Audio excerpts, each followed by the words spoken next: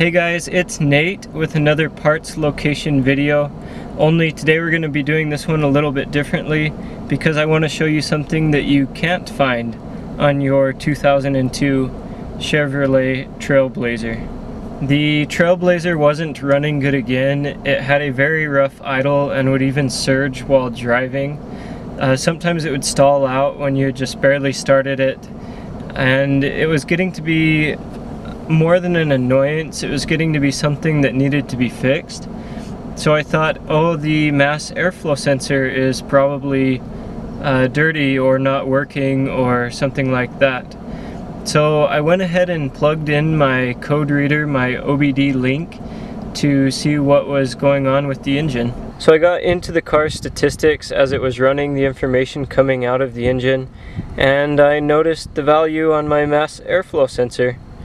Or rather, I noticed that it didn't have a value. And so I thought, oh well, it's probably come disconnected, it has a loose connection, or it's just simply not working.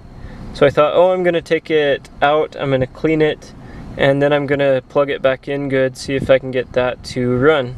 So of course, upon my findings there, I went over here to the engine, opened it up, and looked in the usual spot for the mass airflow sensor on cars, which is right in the intake line after the air filter. And lo and behold, I couldn't find anything.